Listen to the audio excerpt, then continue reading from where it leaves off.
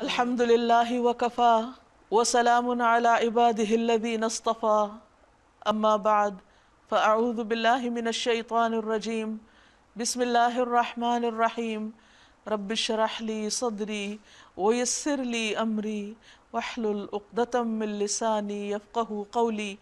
السلام علیکم ورحمۃ اللہ وبرکاتہ۔ وعلیکم السلام ورحمۃ اللہ وبرکاتہ۔ ناظرین، آج ہم پروگرام فہم القرآن کے سلسلے میں انشاءاللہ 26ویں پارے کا مطالعہ کریں گے، 26۔ قرآن مجید اللہ تعالیٰ کی کتاب ہے اور اس میں غور و فکر کرنے کا ہمیں حکم دیا گیا ہے۔ اللہ تعالیٰ فرماتے ہیں افلا یتدبرون القرآن ام علی قلوب اقفالها، کیا یہ لوگ قرآن مجید میں غور و فکر نہیں کریں گے؟ کیا ان کے دلوں پہ تالے پڑے ہوئے ہیں؟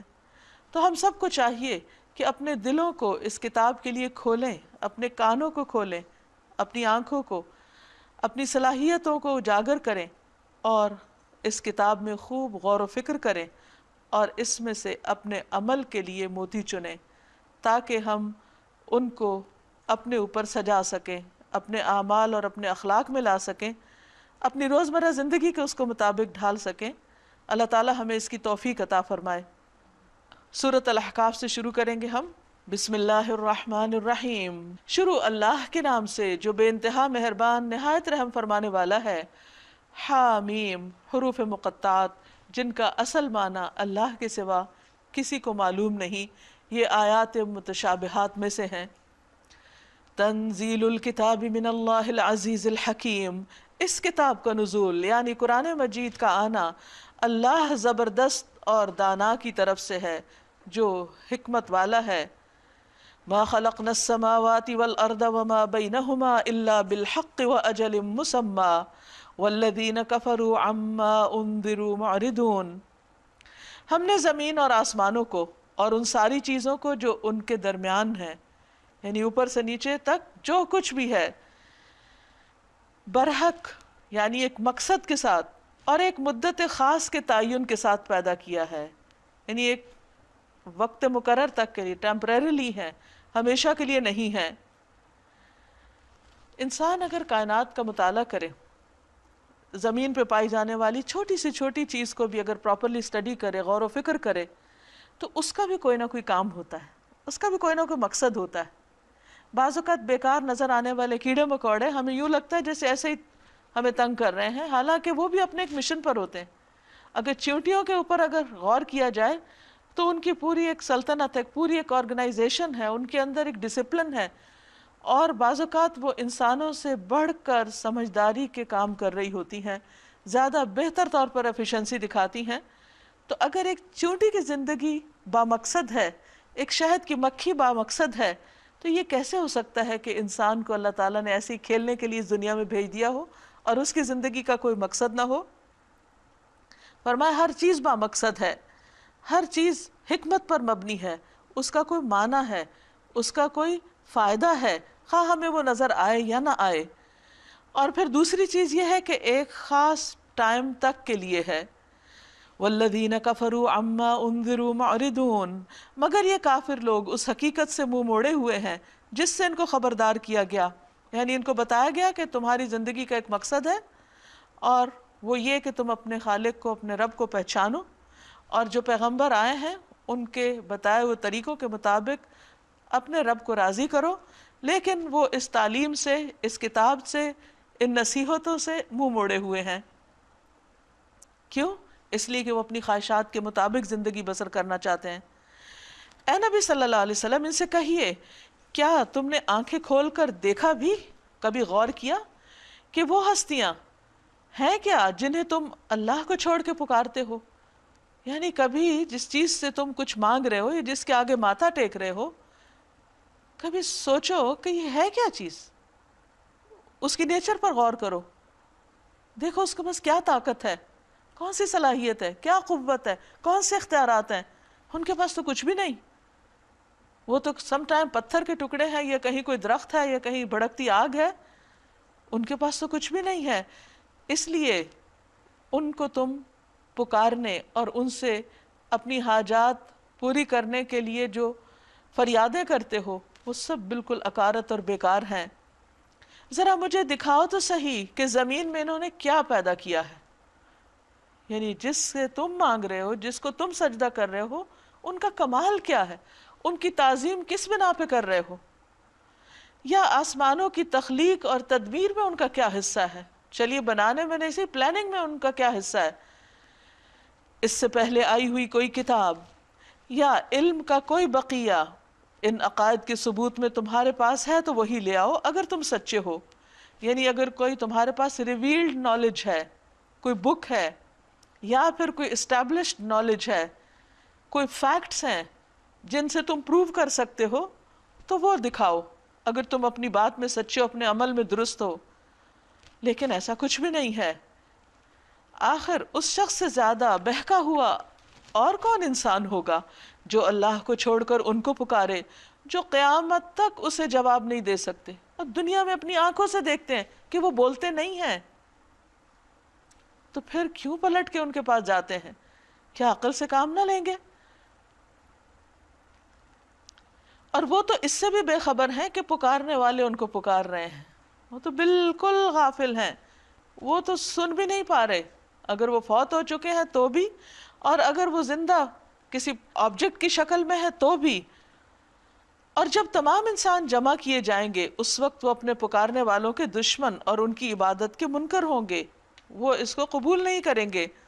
ان لوگوں کو جب ہماری صاف صاف آیات سنائی جاتی ہیں، حق ان کے سامنے رکھا جاتا ہے، تو یہ کافر لوگ اس کے متعلق کہتے ہیں کہ یہ تو کھلا جادو ہے. کیا ان کا کہنا یہ ہے کہ رسول نے اسے خود گھڑ لیا ہے؟ ان سے کہو اگر میں نے اسے خود گھڑ لیا تو تم مجھے خدا کی پکڑ سے کچھ بھی نہ بچا سکو گے. جو باتیں تم بناتے ہو اللہ ان کو خوب جانتا ہے، میرے اور تمہارے درمیان وہی گواہی دینے کے لیے کافی ہے، یعنی اس کا فیصلہ آخری فیصلہ ہوگا، اور وہ بڑا درگزر کرنے والا اور رحیم ہے. ان سے کہیے میں کوئی نرالا رسول نہیں ہوں، میں نہیں جانتا کہ کل تمہارے ساتھ کیا ہونا ہے، یعنی میں نے کبھی غیب کے علم کا دعویٰ نہیں کیا، اور میرے ساتھ کیا ہوگا مجھے نہیں معلوم. میں کیا کرتا ہوں، میں تو صرف اس وحی کی پیروی کرتا ہوں، اللہ کی طرف سے آنے والے پیغامات کی جو میرے پاس بھیجے جاتے ہیں، اور میں ایک صاف صاف خبردار کر دینے والے کے سوا اور کچھ نہیں ہوں. اے نبی صلی اللہ علیہ وسلم ان سے کہیے کبھی تم نے سوچا بھی کہ اگر یہ کلام اللہ ہی کی طرف سے نازل ہوا اور تم نے اس کا انکار کر دیا تو پھر کیا انجام ہوگا؟ یعنی ابھی تم اسے جھٹلا رہے ہو کہ یہ شاید نبی صلی اللہ علیہ وسلم نے خود اپنی طرف سے کچھ پیش کر دیا، لیکن دوسرا چانس یہ بھی تو ہو سکتا ہے کہ اللہ کی طرف سے ہو اور تمہارا انکار پھر تمہارے لیے سخت مصیبت کا باعث بنے، تو اس پر بھی غور کرو. اور اس جیسے ایک کلام پر تو بنی اسرائیل کا ایک گواہ شہادت بھی دے چکا ہے، وہ ایمان لے آیا اور تم اپنے گھمنڈ میں پڑے ہوئے ہو، تکبر کر رہے ہو. ایسے ظالموں کو اللہ ہدایت نہیں دیتا. قریش کے نزدیک، اہل مکہ کے نزدیک، یہود یا اہل کتاب جو تھے وہ پڑھے لکھے لوگ تھے اور دینی امور میں مہارت رکھتے تھے، اور پھر تجارتی سفر وغیرہ میں ان کی باہم ملاقاتیں بھی ہوتی تھیں. تو اللہ تعالیٰ فرماتے ہیں کہ وہ یعنی عبداللہ بن سلام اور جو لوگ ایمان لے آئے تھے کہ وہ اگر اس کلام کو پہچان گئے ہیں، اس پروفٹ کو پہچان گئے ہیں، تو تمہیں کیا مشکل ہے، تم کیوں تکبر کر رہے ہو؟ اور جو لوگ تکبر کرتے ہیں، ناحق ظلم کرتے ہیں، اور ایسے لوگوں کو پھر ہدایت نہیں ملتی. وَقَالَ الَّذِينَ كَفَرُوا لِلَّذِينَ آمَنُوا لَوْ كَانَ خَيْرًا مَا سَبَقُونَا إِلَيْهِ. جن لوگوں نے ماننے سے انکار کر دیا وہ ایمان لانے والوں کے متعلق کہتے ہیں کہ اگر اس کتاب کو مان لینا کوئی اچھا کام ہوتا تو یہ لوگ اس معاملے میں ہم سے سبقت نہ لے جا سکتے تھے. اصل میں وہ اپنے آپ کو ایک اور طرح سے تسلی دیتے تھے کہ اگر ہم مان نہیں رہے تو کوئی بات نہیں. ان کے خیال میں نبی صلی اللہ علیہ وسلم کو ماننے والوں کی جو اکثریت ہے وہ غریب، ضعیف، کمزور، غلام طبقے سے ہے. بلال ہوں، عمار ہوں، صہیب ہوں، خباب ہوں، یہ سب کمزور لوگ ہیں. اس لیے اگر یہ دین اچھا ہوتا تو ہم جیسے سردار لوگ اس کو مانتے، یہ لوگ ہم سے آگے نہ نکل سکتے. جیسے دنیا کے اور کاموں میں ہم آگے ہیں تو اس میں بھی ہم آگے ہوتے، چونکہ اس دین میں کوئی بھلائی نہیں اس لیے ہم اس سے کوئی سروکار نہیں رکھتے. حالانکہ اگر وہ غور کرتے تو دوسری طرف حضرت ابو بکر، حضرت عثمان، حضرت عبد الرحمن بن عوف، حضرت علی رضی اللہ تعالیٰ عنہ یہ بڑے خاندانوں سے بھی تھے اور کچھ ان میں سے تجارت پیشہ اور مالدار لوگ بھی تھے. لیکن جب انسان کسی کو حقیر سمجھتا ہے یا تعصب کرتا ہے، باعث ہوتا ہے، تو اس کو دوسرے کے اندر خیر کا کوئی پہلو نظر نہیں آتا، وہ صرف دوسرے کے عیب چنتا ہے، اور وہ عیب اس لیے چنتا ہے کہ اپنے آپ کو پروو کر سکے کہ وہ جو سوچ رہا ہے وہ بالکل درست ہے۔ چونکہ انہوں نے اس سے ہدایت نہ پائی، اس لیے اب یہ ضرور کہیں گے کہ یہ تو پرانا جھوٹ ہے، حالانکہ اس سے پہلے موسیٰ علیہ السلام کی کتاب یعنی تورات رہنما اور رحمت بن کر آ چکی ہے، اور یہ کتاب اس کی تصدیق کرنے والی زبان عربی میں آئی ہے تاکہ ظالموں کو خبردار کر دے یعنی برے انجام سے، اور نیک روش اختیار کرنے والوں کو بشارت دے دے، خوشخبری دے دے۔ یقیناً جن لوگوں نے کہہ دیا کہ اللہ ہی ہمارا رب ہے پھر اس پہ جم گئے، ان کے لیے نہ کوئی خوف ہے نہ وہ غمگین ہوں گے۔ جم گئے سے مراد فرائض کی ادائیگی میں انہوں نے استقامت اختیار کی، اس پہ قائم رہے، اپنی ڈیوٹیز کو ٹورڈز دین پورا کیا۔ اب ان فرائض میں سے جو انسانوں کے حقوق سے متعلق عائد ہوتے ہیں، اس میں سے سب سے پہلا فرض والدین کے ساتھ اچھا سلوک ہے، تو اس کا حکم دیا گیا وَوَصَّيْنَا الْإِنسَانَ بِوَالِدَيْهِ إِحْسَانًا۔ ہم نے انسان کو ہدایت کی کہ وہ اپنے والدین کے ساتھ نیک برتاؤ کرے۔ اس کی ماں نے مشقت اٹھا کر اسے پیٹ میں رکھا اور تکلیف اٹھا کر اس کو جنم دیا، اور اس کے حمل اور دودھ چھڑانے میں 30 مہینے لگ گئے۔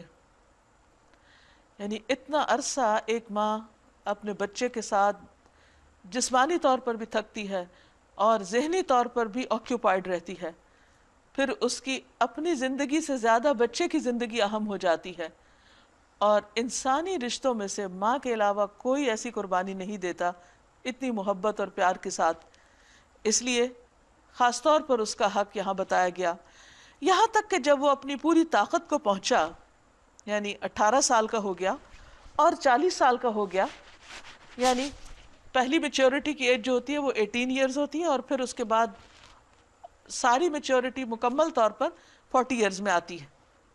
قال رب اوزعنی ان اشکر نعمتک التی انعمت علی وعلی والدی وان اعمل صالحا ترضاہ واصلح لی فی ذریتی انی تبت الیک وانی من المسلمین۔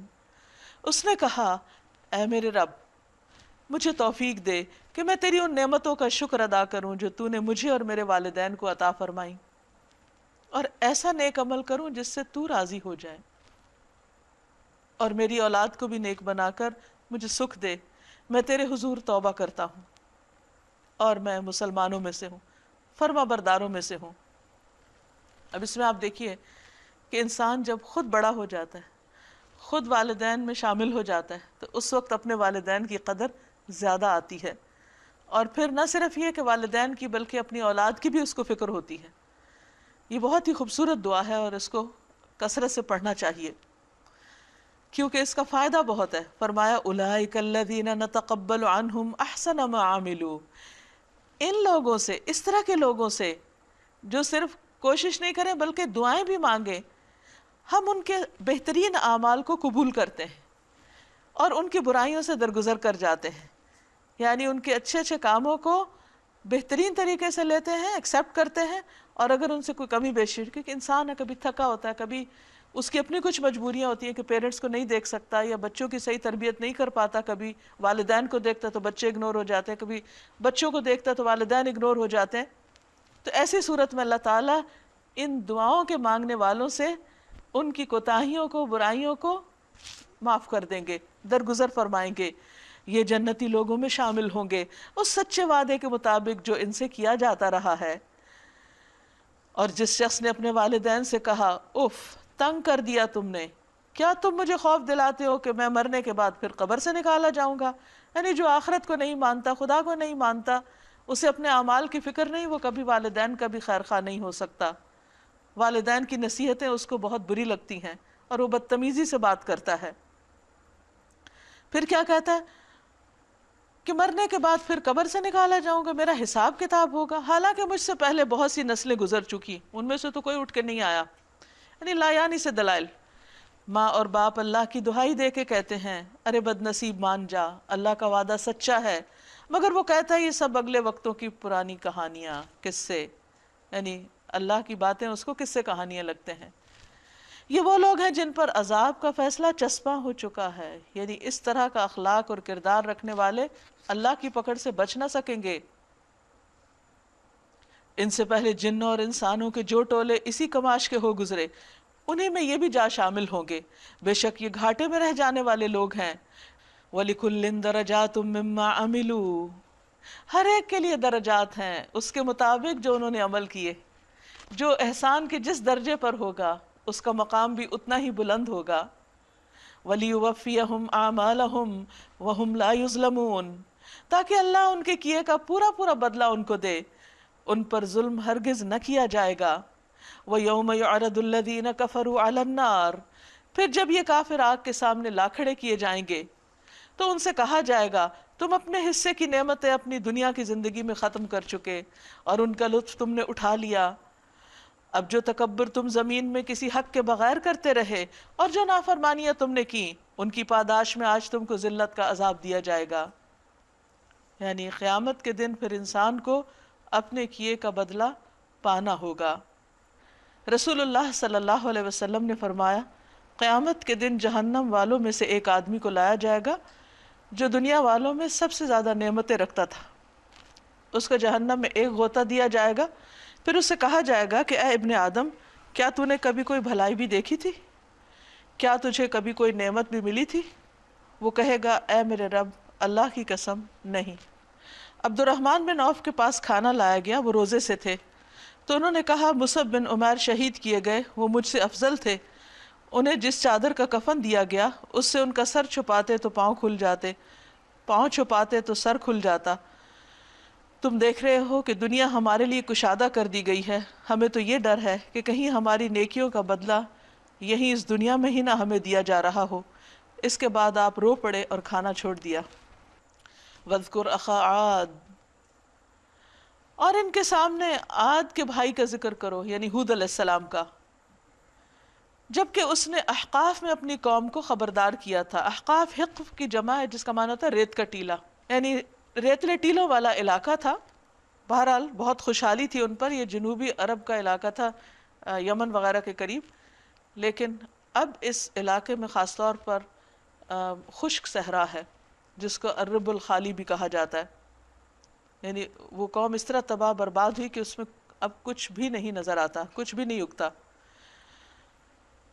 تو اس نے احقاف میں اپنی قوم کو خبردار کیا، اور ایسے خبردار کرنے والے اس سے پہلے بھی گزر چکے تھے، اور اس کے بعد بھی۔ خاص طور پر ان کا ذکر کیوں کیا جا رہا ہے؟ کیونکہ یہ عربوں میں سے ہی تھے، تو اس سے پہلے بھی آتے رہے اور اس کے بعد بھی۔ ان سب نے آ کے کیا کہا؟ اللہ تعبدوا الا اللہ، کہ اللہ کے سوا کسی کی بندگی نہ کرو۔ انی اخاف علیکم عذاب یوم عظیم، مجھے تمہارے حق میں ایک بڑے ہولناک دن کے عذاب کا اندیشہ ہے۔ انہوں نے کہا کیا تو اس لیے آیا کہ ہمیں بہکا کر ہمارے معبودوں سے برگشتہ کر دے؟ اچھا تو لے آ اپنا وہ عذاب جس سے تو ہمیں ڈراتا ہے، اگر تو واقعی سچا ہے۔ اس نے کہا اس کا علم تو اللہ کو ہے کہ وہ عذاب بھیج رہا ہے یا نہیں، میں صرف وہ پیغام تمہیں پہنچا رہا ہوں جسے دے کر میں بھیجا گیا ہوں، مگر میں دیکھ رہا ہوں کہ تم لوگ جہالت میں پڑے ہوئے ہو، جہالت برت رہے ہو، ناسمجھی کی باتیں کر رہے ہو۔ پھر جب انہوں نے اس عذاب کو اپنی وادیوں کی طرف آتے ہوئے دیکھا، کہنے لگے یہ بادل ہے جو ہم کو سیراب کر۔ ایسے بدبخت تھے کہ آخر وقت تک سمجھ نہ پائے اور خوش فہمیوں کا ہی شکار رہے، کہ عذاب آتا دیکھ کے بھی انہوں نے بات نہ سمجھی۔ نہیں، بلکہ یہ وہی چیز ہے جس کے لیے تم جلدی مچا رہے تھے، جو تم مانگا کرتے تھے۔ یہ ہوا کا طوفان ہے جس میں دردناک عذاب چلا آ رہا ہے، اپنے رب کے حکم سے ہر چیز کو تباہ کر دے گا، لیکن وہ نہیں سمجھے۔ آخر کار ان کا حال یہ ہوا کہ ان کے رہنے کی جگہوں کے سوا وہاں کچھ نظر نہ آتا تھا۔ اس طرح ہم مجرموں کو بدلہ دیا کرتے ہیں۔ ان کو ہم نے وہ کچھ دیا تھا جو تم لوگوں کو نہیں دیا، یعنی وہ اہل مکہ، وہ قوم تم سے زیادہ طاقتور اور ترقی یافتہ تھی، ان کو ہم نے کان، آنکھیں، دل سب کچھ دے رکھے تھے۔ ایسا نہیں تھا کہ ان کے پاس ریسورسز نہیں تھے بات کو سمجھنے کے لیے، مواقع نہیں تھے، مگر وہ ان کے کسی کام نہ آئے۔ ایسی آنکھ جو کسی نشانی کو دیکھ کے اللہ کی معرفت نہ پائے، اللہ کو نہ پہچان سکے، وہ کان جو اللہ کی بات سن کے اللہ کی محبت محسوس نہ کر سکے، اور وہ دل جو اللہ کے ذکر سے خالی ہو اور اللہ کی یاد سے خالی ہو، تو پھر وہ انسان کے لیے فائدہ مند نہیں. انسان اگر اللہ کی پہچان نہیں رکھتا تو گویا اس کے پاس کچھ نہیں، کیونکہ وہ اللہ کی آیات کا انکار کرتے تھے اور اسی چیز کے پھیر میں آ گئے جس کا وہ مذاق اڑاتے تھے. تمہارے گرد و پیش کے علاقوں میں بہت سی بستیوں کو ہم ہلاک کر چکے ہیں. ہم نے اپنی آیات بھیج کر بار بار طرح طرح سے ان کو سمجھایا، شاید وہ باز آ جائے. یعنی صرف قوم عاد نہیں، اور قومیں بھی اسی طرح تھی. پھر کیوں نہ ان ہستیوں نے ان کی مدد کی جنہیں اللہ کو چھوڑ کر انہوں نے تقرب اللہ کا ذریعہ سمجھتے ہوئے معبود بنا لیا تھا. وہ ان کے کام کیوں نہیں آئے کہ جن پہ وہ بھروسہ رکھتے تھے کہ یہ ہمیں اللہ سے قریب کرنے والے ہیں، بلکہ وہ تو ان سے کھو گئے. یعنی جب عذاب آیا تو کوئی بھی سامنے نہیں تھا. وَذَلِكَ إِفْكُهُمْ وَمَا كَانُوا يَفْتَرُونَ، اور یہ تھا ان کے جھوٹ اور ان کے بناوٹی عقیدوں کا انجام جو انہوں نے گھڑ رکھے تھے. اب ایک طرف یہ نہ ماننے والے لوگ اور دوسری طرف وَإِذْ صَرَفْنَا إِلَيْكَ نَفَرًا مِّنَ الْجِنِّ يَسْتَمِعُونَ الْقُرْآنَ، وہ واقعہ بھی قابل ذکر ہے جب ہم جنوں کے گروہ کو تمہاری طرف لے آئے تھے تاکہ وہ قرآن سنیں. نبی صلی اللہ علیہ وسلم طائف کے سفر سے جب واپس لوٹے تو راستے میں نخلا کے مقام پر یہ واقعہ پیش آیا تھا. طائف کے لوگوں نے جو آپ کے ساتھ سلوک کیا وہ سب جانا پہچانا ہے. انہوں نے بھی وہی کیا جو قوم عاد نے اپنے پیغمبر کے ساتھ. لیکن دوسری طرف اللہ سبحانہ وتعالیٰ نے آپ کی اس کوشش کو رائیگاں نہیں جانے دیا، ضائع نہیں کیا. اس موقع پر ایک ایسی مخلوق نے قرآن سنا اور ایمان بھی لے آئی، اور اس نے آگے بھی آپ کا میسج پہنچایا جس کو آپ نہیں دیکھ رہے تھے. تو بعض اوقات انسان اپنے طور پہ کوششیں کرتا ہے اور وہ سمجھتا ہے میری کوشش کامیاب نہیں ہوئی، کیونکہ ہم کامیابی کو ایک خاص کرائیٹیریا پہ پرکھ رہے ہوتے ہیں، جبکہ اللہ سبحانہ وتعالیٰ کسی اور طریقے سے اس کوشش کو کامیاب کر رہا ہوتا ہے. کیونکہ اللہ تعالیٰ محسنین کا اجر کبھی ضائع نہیں کرتا. انسان کی کوشش کبھی رائے گاہ نہیں جاتی. ایک ذرے کے برابر بھی انسان کام کرتا ہے تو وہ بھی اس کے لیے اجر کا باعث ہوگا. اس لیے انسان کو کبھی بھی محنت کرنے کے بعد پریشان نہیں ہونا چاہیے کہ مطلوبہ نتائج سامنے نہیں آ رہے. ٹھیک ہے، اپنی غلطیوں کی اصلاح ضرور کرے، مزید کوشش کرے، لیکن مایوس کبھی نہ ہو کہ فائدہ نہیں کچھ کرنے کا. بہت سے لوگ جب دین کا کام کرتے ہیں مثلاً تو ان کو وہ نہیں نظر آتا جو وہ دیکھنا چاہتے، تو کہتے کوئی فائدہ نہیں ہوا. کیا فائدہ قرآن پڑھنے کا، پڑھانے کا، سیکھنے کا؟ کچھ لوگوں میں چینج نہیں. انسان سے اس کی کوشش دیکھی جائے گی، یہ نہیں دیکھا جائے گا آگے نتیجہ کیا نکلا. وہ تو اللہ کو زیادہ پتا ہے کہ کس کی محنت کتنی ہے. تو بہرحال جب وہ اس جگہ پہنچے، یعنی وہ جنات جہاں آپ قرآن پڑھ رہے تھے، تو انہوں نے آپس میں کہا خاموش ہو جاؤ، کیونکہ کامن سینس کی بات تھی. آج بہت سے پڑھے لکھے عقلمند لوگ قرآن سنتے رہتے ہیں اور بولتے رہتے ہیں ساتھ ساتھ، ادب نہیں ہے ان کے اندر. لیکن اس مخلوق نے سنتا ہی ایک دم کہہ دیا کہ خاموش. پھر جب وہ پڑھا جا چکا تو وہ خبردار کرنے والے بن کر اپنی قوم کی طرف پلٹے، کیونکہ جو غور سے سنتا ہے پھر وہ سمجھ بھی جاتا ہے کہ اس کلام کو مقصد کیا ہے. اور جو توجہ سے نہیں سنتا، غور و فکر نہیں کرتا، تدبر نہیں کرتا، وہ ساری زندگی میں پڑھتا رہے تو اس کو پتہ نہیں چلتا کہ یہ قرآن کیا کہہ رہا ہے. انہوں نے جا کر کہا اے ہماری قوم کے لوگوں، ہم نے ایک کتاب سنی ہے جو موسیٰ کے بعد نازل کی گئی ہے. شاید انہیں انجیل کے بارے میں معلوم نہیں تھا. اس سے بھی پتہ چلتا کہ جنوں کا علم محدود ہوتا ہے، لمیٹڈ نالج ہوتا ہے. اے ہماری قوم کے لوگوں، ہم نے ایک کتاب سنی جو موسیٰ علیہ السلام کے بعد نازل کی گئی، تصدیق کرنے والی ہے اپنے سے پہلے آئی ہوئی کتابوں کی، رہنمائی کرتی ہے حق اور سیدھے راستے کی. اے ہماری قوم کے لوگوں، اللہ کی طرف بلانے والے کی دعوت قبول کر لو. میسج کہاں سے کہاں ٹریول کر رہا ہے. اور اس پر ایمان لے آؤ، اللہ تمہارے گناہوں سے درگزر فرمائے گا اور تمہیں عذاب علیم سے بچا دے گا. اور جو کوئی اللہ کے داعی کی بات نہ مانے، نہ وہ زمین میں خود کوئی بلبوتا رکھتا ہے کہ اللہ کو زج کر دے، ہرا دے، اور نہ اس کے کوئی ایسی حامی و سرپرست ہیں کہ اللہ سے اس کو بچا لے، ایسے لوگ کھلی گمراہی میں پڑے ہوئے ہیں. اور کیا ان لوگوں کو یہ سجائی نہیں دیتا کہ جس خدا نے یہ زمین اور آسمان پیدا کیے اور ان کو بناتے ہوئے جو نہ تھکا، وہ ضرور اس پر قادر ہے کہ مردوں کو جلا اٹھائے. کیوں نہیں، یقیناً وہ ہر چیز پر قدرت رکھتا ہے. جس روز یہ کافر آگ کے سامنے لائے جائیں گے، اس وقت ان سے پوچھا جائے گا کیا یہ حق نہیں، کیا یہ سچ نہیں؟ یہ کہیں گے ہاں ہمارے رب کی قسم یہ واقعی سچ ہے. اللہ فرمائے گا اچھا تو اب عذاب کا مزہ چکھو، اپنے اس انکار کی پاداش میں جو تم کرتے رہے تھے.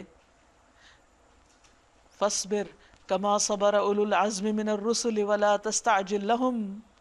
پس اے نبی صلی اللہ علیہ وسلم صبر کیجئے جس طرح اولو العزم رسولوں نے صبر کیا، ابراہیم علیہ السلام، موسیٰ علیہ السلام، عیسیٰ علیہ السلام نے، اور ان کے معاملے میں جلدی نہ کیجئے. جس روز یہ لوگ اس چیز کو دیکھ لیں گے جس کا انہیں خوف دلایا جا رہا ہے تو انہیں یوں معلوم ہوگا کہ جیسے دنیا میں دن کی ایک گھڑی بھر سے زیادہ نہیں رہے، بات پہنچا دی گئی.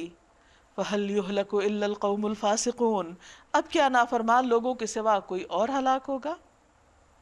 سورۃ محمد صلی اللہ علیہ وسلم. بسم اللہ الرحمن الرحیم. شروع اللہ کے نام سے جو بے انتہا مہربان نہایت رحم فرمانے والا ہے. الذین کفروا وصدوا عن سبیل اللہ اضل اعمالہم. جن لوگوں نے کفر کیا اور اللہ کے راستے سے روکا، اللہ نے ان کے اعمال کو ضائع کر دیا، رائے گاں کر دیا. اشارہ ہے مشرکین کی طرف، اہل کتاب کی طرف، کہ جو اپنے اپنے طور پر اچھے کام کیا کرتے تھے لیکن محمد صلی اللہ علیہ وسلم پر ایمان نہ لانے کی وجہ سے ان کے اچھے کام بھی ضائع ہو گئے.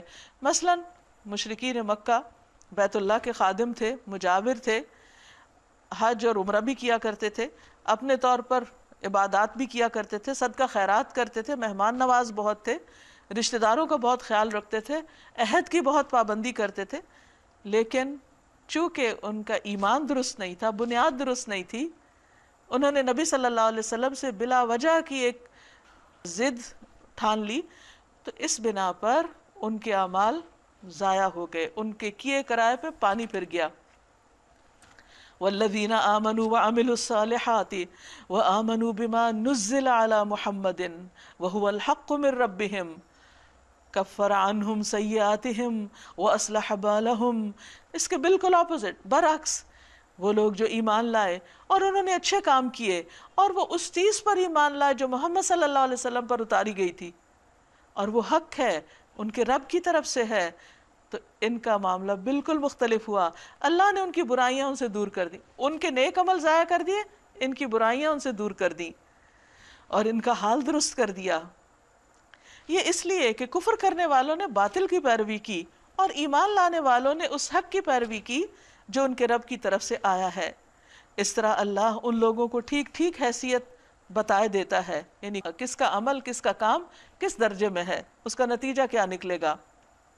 پس جب ان کافروں سے تمہاری مٹھ بھیڑ ہو تو پہلا کام گردنیں مارنا ہے. نبی صلی اللہ علیہ وسلم جب ہجرت کر کے مدینہ تشریف لے گئے تو بھی اہل مکہ نے پیچھا نہیں چھوڑا، جلد ہی ان پر جنگ مسلط کر دی گئی اور پھر ایک کے بعد ایک. تو اس پر آپ صلی اللہ علیہ وسلم کو بتایا ہی جا رہا ہے کہ جب یہ آپ کے مقابلے میں آئے تو اصل مقصد ہے کہ ان کا زور توڑا جائے تاکہ یہ کشمکش ختم ہو. رسول اللہ صلی اللہ علیہ وسلم نے فرمایا دشمن سے لڑنے کی تمنا نہ کرو، یعنی لڑائی کوئی اچھی چیز نہیں ہے، یہاں تک کہ جب تم ان کو اچھی طرح کچل دو یعنی زور توڑ دو تب قیدیوں کو مضبوط باندھو. یعنی تمہارا مقصد، جنگ کا مقصد قیدی حاصل کرنا، مال غنیمت حاصل کرنا نہیں ہے. اس کے بعد تمہیں اختیار ہے احسان کرو، یعنی ان کو چھوڑ دو قیدیوں کو، یا فدیے کا معاملہ کرو، یعنی پہلا معاملہ ہے بغیر معاوضے کے چھوڑ دو، آزاد کر دو، یا کچھ معاوضہ لے کے، یہاں تک کہ لڑائی اپنے ہتھیار ڈال دے، یعنی یہ فتنہ فساد ختم ہو جائے. یہ ہے تمہارے کرنے کا کام. اللہ چاہتا تو خود ہی ان سے نمٹ لیتا، مگر یہ طریقہ اس نے اس لیے اختیار کیا ہے تاکہ تم لوگوں کو ایک دوسرے کے ذریعے سے آزمائے.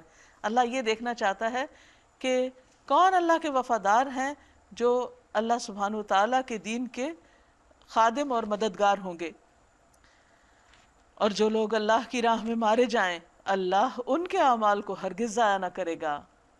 وہ ان کی رہنمائی فرمائے گا، ان کا حال درست کر دے گا اور ان کو اس جنت میں داخل کرے گا جس سے وہ ان کو واقف کرا چکا ہے. اہل جنت اپنے جنت کے گھر کو اس طرح پہچانیں گے جیسے دنیا میں پہچانتا ہے کوئی اپنے گھر کو، بلکہ اس سے بھی زیادہ بہتر. حالانکہ وہ پہلی دفعہ دیکھ رہے ہوں گے اس کو، لیکن بہت مانوس لگے گا انہیں. یا ایہا الذین آمنوا ان تنصروا اللہ ینصرکم ویثبت اقدامکم. اے لوگو جو ایمان لائے ہو، اگر تم اللہ کی مدد کرو گے تو وہ تمہاری مدد کرے گا اور تمہارے قدم مضبوط جما دے گا. رہے وہ لوگ جنہوں نے کفر کیا تو ان کے لیے ہلاکت ہے، اور اللہ نے ان کے اعمال کو بھٹکا دیا ہے کیونکہ انہوں نے اس چیز کو ناپسند کیا جسے اللہ نے نازل کیا۔ تو جو شخص اللہ کے نازل کردہ کلام کو، اس کی باتوں کو ناپسند کرے تو پھر اللہ سبحانہ وتعالیٰ کو اس کے اعمال کی ضرورت نہیں، وہ ان اعمال کو ضائع کر دیتا ہے، لہٰذا اللہ نے ان کے اعمال ضائع کر دیے۔ کیا وہ زمین میں چلے پھرے نہ تھے کہ ان لوگوں کا انجام دیکھتے جو ان سے پہلے گزر چکے، جنہوں نے ان جیسا طرز عمل اختیار کیا؟ اللہ نے ان کا سب کچھ ان پر الٹ دیا، اور ایسے ہی نتائج ان کافروں کے لیے مقدر ہیں، یعنی ان کی بربادی ہوئی، اور اگر یہ باز نہیں آئیں گے تو اسی انجام کو پہنچیں گے۔ یہ اس لیے ہے کہ ایمان لانے والوں کا حامی و ناصر اللہ ہے، اور کافروں کا حامی و ناصر تو کوئی نہیں۔ ایمان لانے والوں اور نیک عمل کرنے والوں کو اللہ ان جنتوں میں داخل کرے گا جن کے نیچے نہریں بہتی ہیں، اور کفر کرنے والے بس دنیا کی چند روزہ زندگی کے مزے لوٹ رہے ہیں، جانوروں کی طرح کھا پی رہے ہیں، یعنی ان کی زندگی کا مقصد یوں لگتا ہے جس صرف لذت حاصل کرنا ہے، چاہے وہ کھانے پینے سے ہو یا کسی اور طرح، اور ان کا آخری ٹھکانہ جہنم ہے۔ اے نبی صلی اللہ علیہ وسلم، کتنی ہی بستیاں ایسی گزر چکی جو تمہاری اس بستی سے بہت زیادہ زور آور تھی جس نے تمہیں نکال دیا، یعنی مکہ سے۔ مکہ کے رہنے والوں کی وہ طاقت نہیں تھی جو پہلے قوموں کے پاس طاقت تھی، لیکن ان کی طاقت بھی کام نہ آئی تو ان کی کیا کام آئے گی؟ انہیں ہم نے اس طرح ہلاک کر دیا کہ کوئی ان کا بچانے والا نہ تھا۔ بھلا کہیں ایسا ہو سکتا ہے کہ جو اپنے رب کی طرف سے ایک صاف اور صریح ہدایت پر ہو، وہ ان لوگوں کی طرح ہو جائے جن کے لیے ان کا برا عمل خوشنما بنا دیا گیا ہے اور وہ اپنی خواہشات کے پیرو بن گئے ہیں؟ پرہیزگاروں کے لیے جس جنت کا وعدہ کیا گیا ہے اس کی شان تو یہ ہے کہ اس میں نہریں بہ رہی ہوں گی، نتھرے ہوئے پانی کی نہریں، صاف پیور واٹر، فیہا انہار من ماء غیر آسن۔ نبی صلی اللہ علیہ وسلم نے فرمایا، جنت میں دودھ، پانی، شہد اور شراب کے سمندر ہوں گے جن سے نہریں پھوٹیں گی، ایسے دودھ کی جس کے مزے میں ذرا فرق نہ آیا ہوگا۔ دنیا میں تو دودھ کو اگر تھوڑی دیر بھی کہیں روک لیا جائے تو بد مزہ ہو جاتا ہے، خراب ہو جاتا ہے۔ نہریں بہ رہی ہوگی ایسی شراب کی جو پینے والوں کے لیے لذیذ ہوگی، بد مزہ نہ ہوگی۔ نہریں بہ رہی ہوں گی صاف شفاف شہد کی کہ اس میں کسی قسم کی کوئی ملاوٹ نہیں، اس میں ان کے لیے ہر طرح کے پھل ہوں گے اور ان کے رب کی طرف سے بخشش۔ کیا وہ شخص جس کے حصے میں یہ جنت آئے گی ان لوگوں کی طرح ہو سکتا ہے جو جہنم میں ہمیشہ رہیں گے اور جنہیں ایسا گرم پانی پلایا جائے گا جو ان کی آنتیں کاٹ دے گا، یعنی ابلتا کھولتا کہ پیتے ہی ان کی آنتیں بہہ جائیں گی اندر سے؟ ان میں سے کچھ لوگ ایسے ہیں جو کان لگا کر تمہاری بات سنتے ہیں، منافقین کی طرف اشارہ ہے اب، اور پھر جب تمہارے پاس سے نکلتے ہیں تو ان لوگوں سے جنہیں علم کی نعمت بخشی گئی پوچھتے ہیں کہ ابھی ابھی انہوں نے کیا کہا تھا۔ یعنی ایسے لوگوں کو دین کی باتوں سے کوئی دلچسپی نہیں ہوتی، وہ کسی مجلس میں بیٹھتے بھی ہیں تو سنجیدہ نہیں ہوتے، دل ان کا کہیں اور ہی اٹکا ہوا ہوتا ہے، اس لیے جب وہ وہاں سے اٹھتے ہیں تو انہیں کچھ یاد نہیں ہوتا کہ کیا پڑھا سنا تھا، اور باہر جا کے پوچھتے ہیں کہ اچھا آج بھلا کیا بات ہوئی تھی۔ یہ وہ لوگ ہیں جن کے دلوں پر اللہ نے ٹھپا لگا دیا، وہ بات ان کے اندر جاتی ہی نہیں، اور یہ اپنی خواہشات کے پیروکار بنے ہوئے ہیں کیونکہ وہ اور باتیں ہی سوچتے رہتے ہیں جو ان کی خواہشات کے متعلق ہوں۔ رہے وہ لوگ جنہوں نے ہدایت پائی، اللہ ان کو اور زیادہ ہدایت دیتا ہے اور انہیں ان کے حصے کا تقوی عطا فرماتا ہے۔ اب کیا یہ لوگ بس قیامت ہی کے منتظر ہیں کہ وہ اچانک ان پر آ جائے؟ اس کی علامات تو آ چکی ہیں، جب وہ خود آ جائے گی تو ان کے لیے نصیحت قبول کرنے کا کون سا موقع باقی رہ جائے گا؟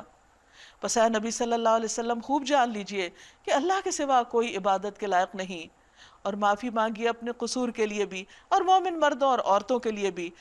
بات یہ ہے کہ پیغمبر معصوم ہوتے ہیں، ان کے گناہ نہیں ہوتے، لیکن اعلیٰ درجے سے تھوڑا سا بھی کم کریں تو وہ ان کے لیے کمی شمار ہوتی ہے، قصور شمار ہوتا ہے، تو اس لیے فرمایا کہ اس پر بھی آپ توبہ کر لیجئے، استغفار کر لیجئے تاکہ آپ کے درجے بلند سے بلند ہی رہیں۔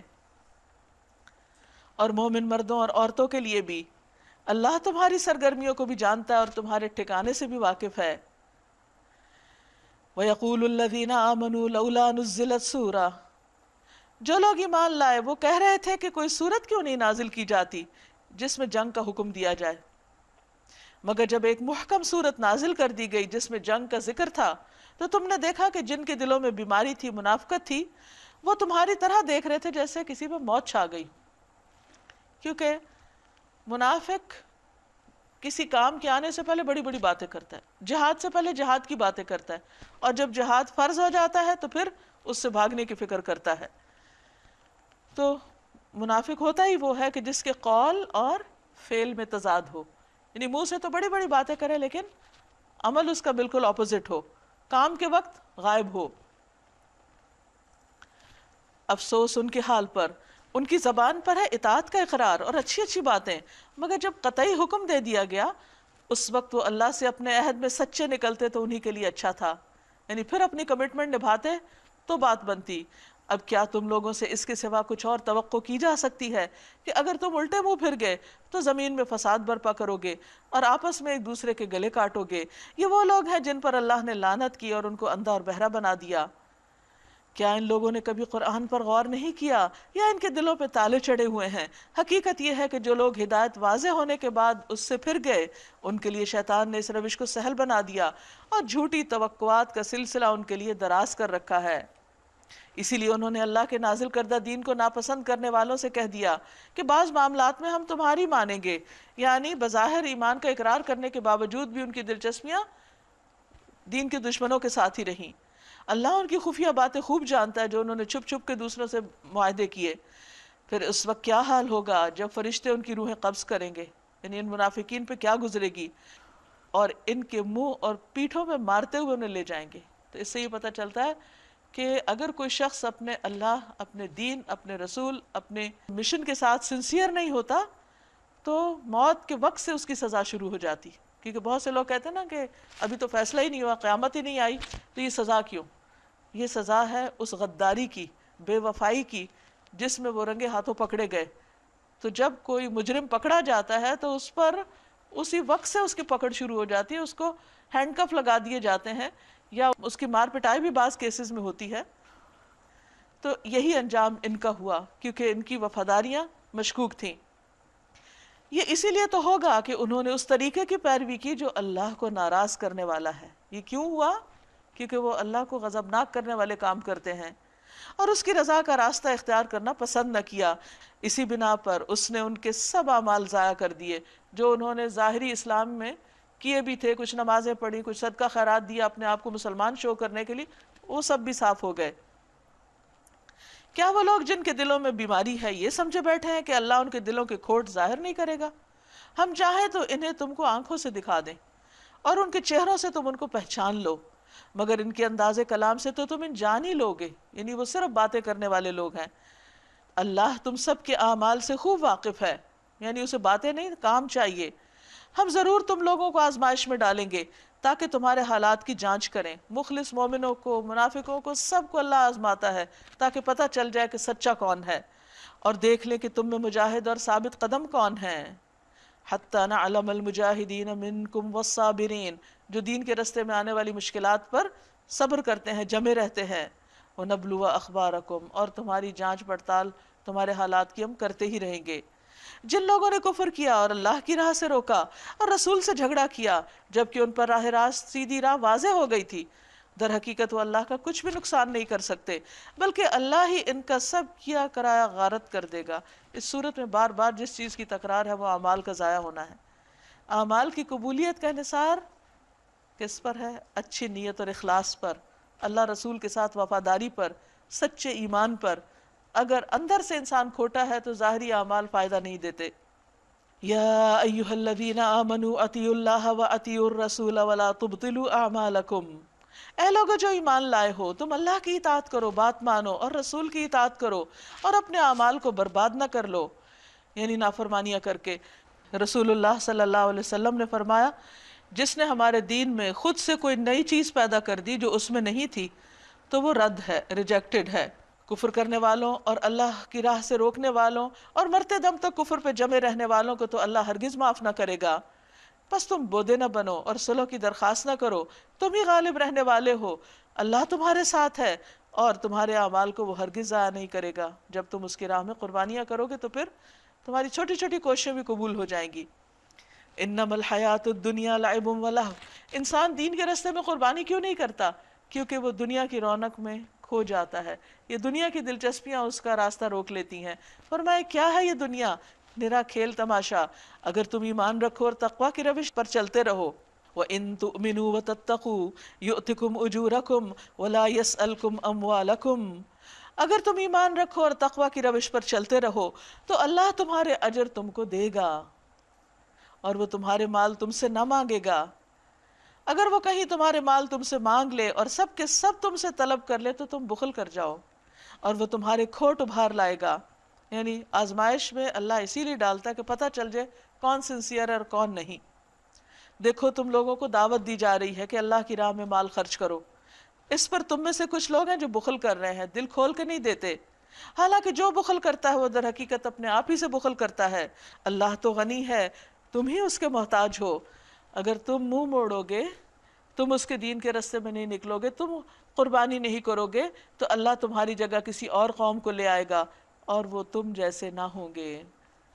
سورۃ الفتح. بسم اللہ الرحمن الرحیم. شروع اللہ کے نام سے جو بے انتہا مہربان نہایت رحم فرمانے والا ہے. انا فتحنا لک فتحا مبینا.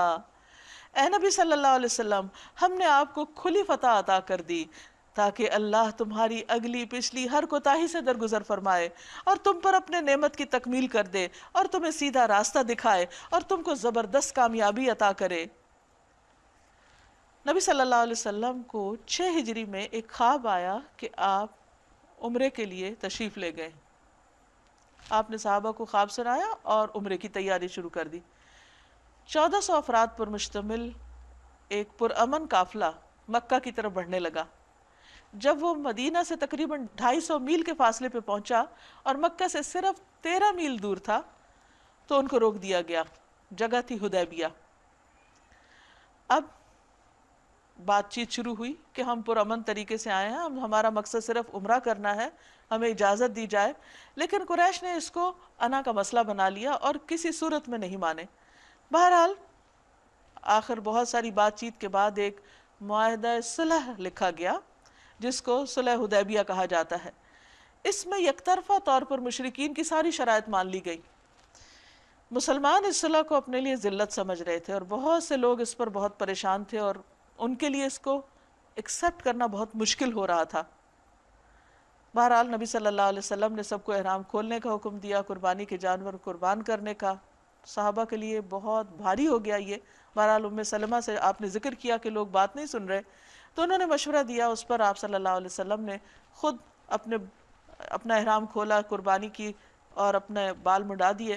بہرحال جب مدینہ کی طرف واپس جا رہے تھے, جب مسلمان بغیر عمرہ کیے ایسی صلح کرنے کے بعد مدینہ جا رہے تھے, دل غم سے بھرے ہوئے تھے کہ ہم نے کیا پایا, اللہ کا گھر بھی نہیں دیکھا اور ایسی شرائط پہ صلح ہو گئی کہ جس میں ہمارے لیے کچھ ہے ہی نہیں, سارا فائدہ تو کفار نے اٹھا لیا.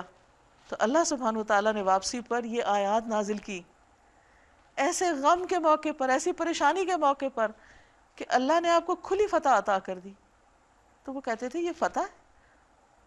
یعنی انسان بظاہر ایک چیز کو, ایک فیصلے کو, ایک حکم کو اپنے لیے بالکل اپوزٹ سمجھتا ہے اور اللہ سبحانہ وتعالیٰ اسی کے اندر خیر رکھتا ہے. وَيَجْعَلَ اللَّهُ فِيهِ خَيْرًا كَثِيرًا.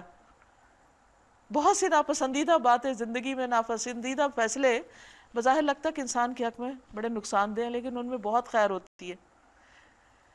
تو اللہ سبحانہ وتعالیٰ نے فرمایا کہ یہ آپ کے لیے کھلی فتح ہے تاکہ آپ کو زبردست نصرت بخشے. یعنی تھوڑا سا صبر کر جاؤ, رک جاؤ, آئندہ دیکھو ہوتا ہے کیا. اور یہ حقیقت تھی کہ جب کفار اور مسلمانوں کے درمیان جنگ بندی کا معاہدہ ہو گیا تو مسلمانوں کو تھوڑا امن چین سے دعوت و تبلیغ کے کام میں سہولت ہو گئی اور دیگر محاذ پر آپ نے کام کرنا شروع کر دیا ایک طرف سے یکسو ہو کر. جب یہ آیات نازل ہوئیں اور نبی صلی اللہ علیہ وسلم کو ایسی ایسی خوشخبریاں دی گئیں تو صحابہ نے کہا ہمارے لیے کیا, یہ سب تو آپ کے لیے ہے. تو اس پر اللہ تعالیٰ نے فرمایا وہی ہے جس نے مومنوں کے دلوں میں سکینت نازل فرمائی. یعنی اس وقت واقعی بہت اشتعال تھا کہ ان کے ساتھ بظاہر بہت زیادتی ہو رہی تھی لیکن اس کے باوجود وہ مشتعل نہیں ہوئے, صبر سے کام لیا انہوں نے. تو اللہ تعالیٰ نے ان کے دلوں کو ٹھہرا دیا تاکہ اپنے ایمان کے ساتھ وہ ایک ایمان اور بڑھا لیں, کیونکہ اچھے اعمال سے ایمان بڑھتا ہے اور برے اعمال سے ایمان میں کمی واقع ہوتی ہے. زمین اور آسمانوں کے سب لشکر اللہ کے قبضہ قدرت میں ہیں اور وہ علیم اور حکیم ہے. اس نے یہ کام اس لیے کیا تاکہ مومن مردوں اور عورتوں کو ہمیشہ رہنے کے لیے ایسی جنتوں میں داخل فرمائے جن کے نیچے نہریں بہہ رہی ہوں گی، اور ان کی برائیاں ان سے دور کر دے۔ یعنی یہ آزمائش تھی، امتحان تھا۔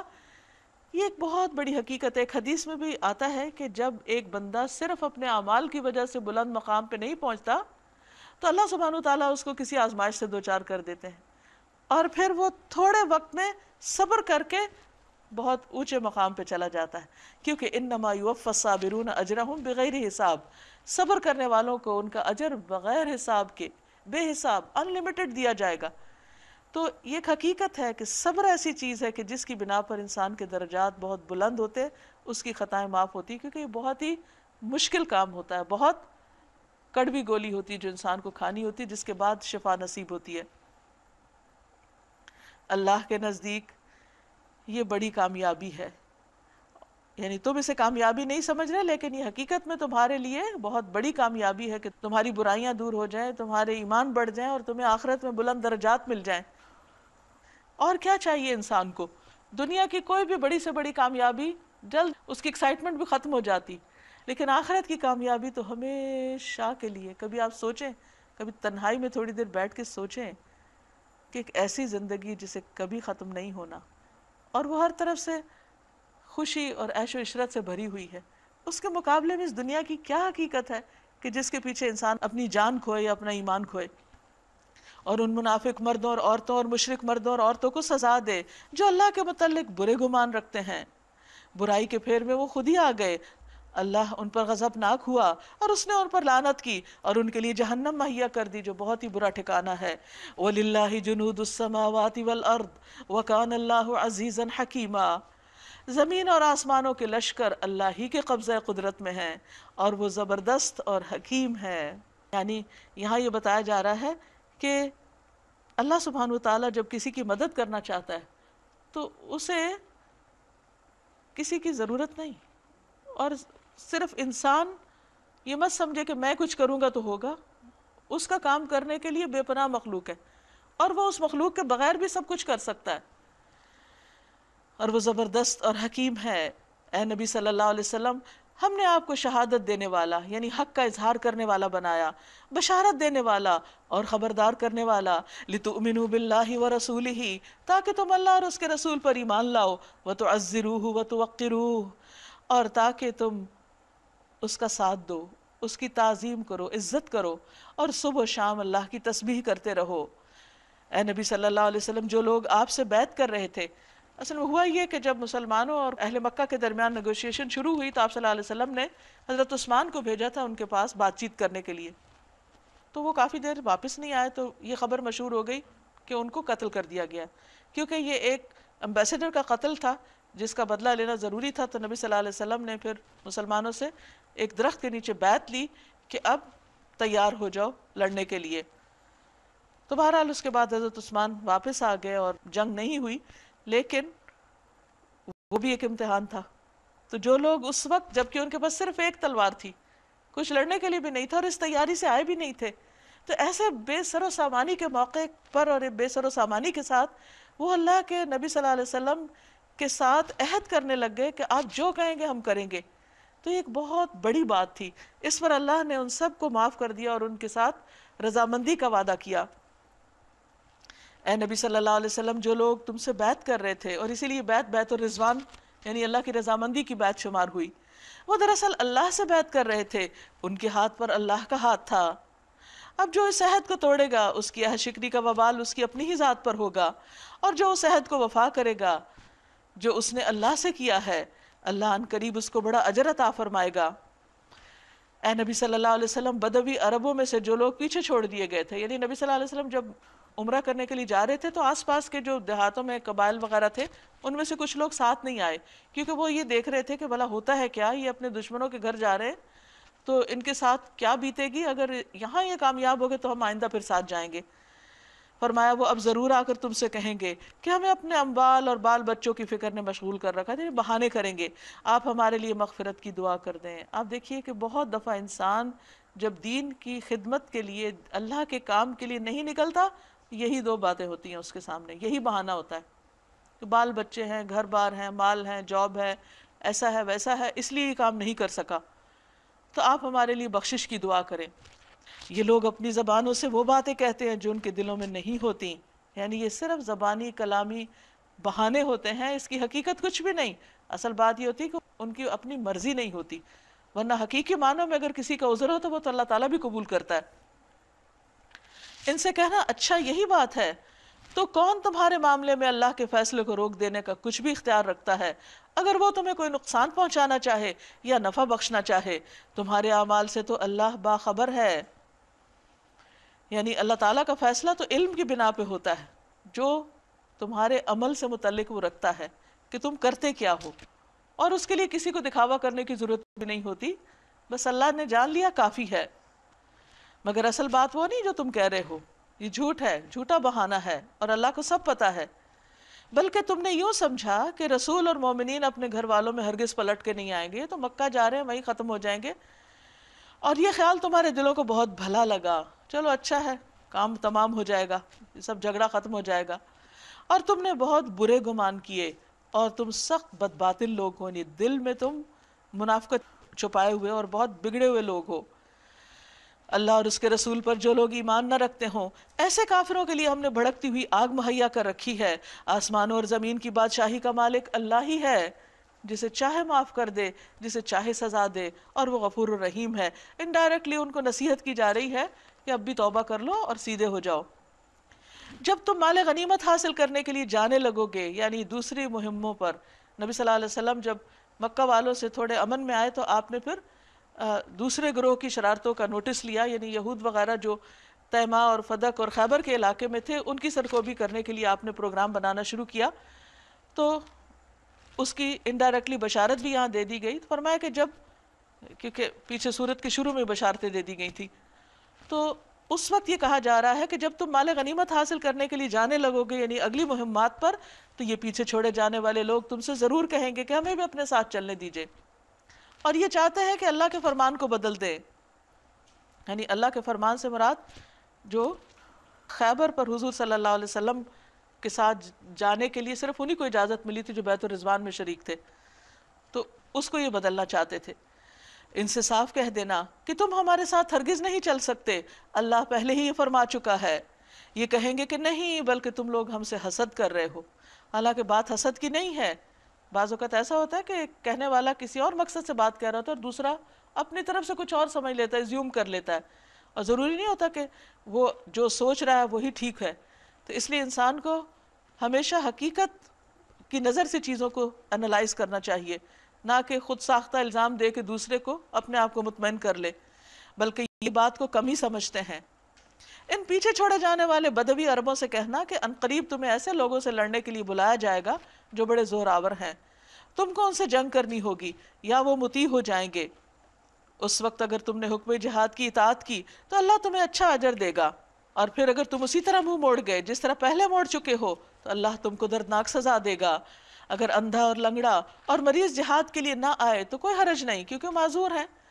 جو کوئی اللہ اور رسول کی اطاعت کرے گا، اللہ اسے جنتوں میں داخل کرے گا جن کے نیچے نہریں بہہ رہی ہوں گی، اور جو منہ پھیرے گا کس سے؟ اللہ رسول کی اطاعت سے، فرما برداری سے، اسے وہ دردناک عذاب دے گا۔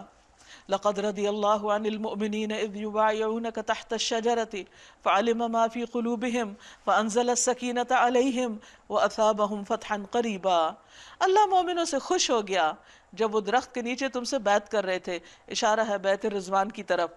ان کے دلوں کا حال اس کو معلوم تھا کہ وہ خوشی سے بیعت کر رہے ہیں، اس لیے اللہ نے ان پر سکینت نازل کی، یعنی فوری طور پر ان کو پرسکون کر دیا، اور وہ اس معاملے میں مشتعل نہیں ہوئے جو حضرت عثمان رضی اللہ تعالیٰ عنہ کی شہادت سے متعلق ان کو خبر ملی تھی۔ ان کو انعام میں قریبی فتح بخشی اور بہت سا مال غنیمت انہیں عطا کر دیا جسے وہ ان قریب حاصل کریں گے، یعنی فتح خیبر کی طرف اشارہ ہے۔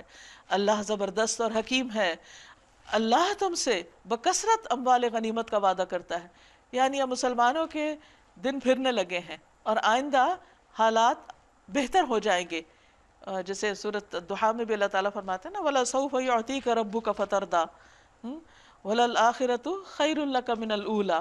دنیا میں بھی پچھلا دور پہلے دور سے بہتر ہے، اور آخرت میں تو بہرحال بھلائی ہی بھلائی ہے۔ تو فرمایا کہ اللہ تعالیٰ آئندہ تم سے مال غنیمت کا وعدہ کرتے ہیں، دنیاوی فائدے بھی تم کو ملیں گے جنہیں تم حاصل کرو گے. فوری طور پر تو یہ فتح اس نے تمہیں عطا کر دی اور لوگوں کے ہاتھ تمہارے خلاف اٹھنے سے روک دیے. یعنی وہاں بارہا ایسے مواقع آئے کہ جس میں مسلمان مشتعل ہو کر حملہ کرنا چاہتے تھے، کارروائی کرنا چاہتے تھے، لیکن اللہ سبحانہ وتعالیٰ نے اس سے روک دیا تاکہ یہ مومنوں کے لیے ایک نشانی بن جائے. یعنی کس بات کی نشانی؟ کہ جو اللہ رسول کی اطاعت میں ثابت قدم رہتا ہے، اللہ کے بھروسے پر کسی کی حمایت کے لیے اٹھتا ہے، سچ کی حمایت کے لیے، تو اللہ تعالیٰ اس کو کیسے کیسی مدد سے نوازتے ہیں اور اللہ سیدھے رستے کی طرف تمہیں ہدایت بخشے. اس کے علاوہ دوسری اور غنیمتوں کا بھی وہ تم سے وعدہ کرتا ہے جن پر تم ابھی تک قادر نہیں ہوئے ہو، اور اللہ نے ان کو گھیر رکھا ہے. یعنی فتح مکہ بھی ہوگا اور اس کے بعد بھی بہت سی فتوحات آئیں گی. اللہ ہر چیز پر قادر ہے. اور صلح حدیبیہ کے صرف 2 سال بعد مکہ فتح ہو گیا تھا. یہ کافر لوگ اگر اس وقت تم سے لڑ گئے ہوتے تو یقیناً پیٹ پھیر جاتے اور کوئی حامی و مددگار نہ پاتے. یہ اللہ کی سنت ہے جو پہلے سے چلی آ رہی ہے اور تم اللہ کی سنت میں تبدیلی نہ پاؤ گے. یعنی حدیبیہ کی جنگ سے تمہیں اس لیے نہیں روکا گیا کہ تم وہاں شکست کھا جاتے، ضرور اس کے اور کچھ مقاصد تھے، مصلحتیں تھی، حکمتیں تھی جو آئندہ آئیں گی. کیونکہ مدد اسلحے کے زور پہ نہیں آتی، ایمان کے ساتھ اللہ کی مدد آتی.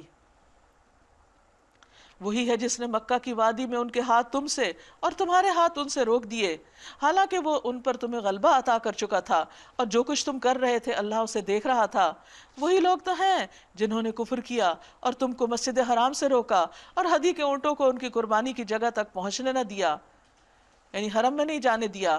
اگر مکہ میں ایسے مومن مرد اور عورت موجود نہ ہوتے جنہیں تم نہیں جانتے، اور یہ خطرہ نہ ہوتا کہ نادانستگی میں تم انہیں پامال کر دو گے اور اس سے تم پر حرف آئے گا، تو جنگ روکی نہ جاتی.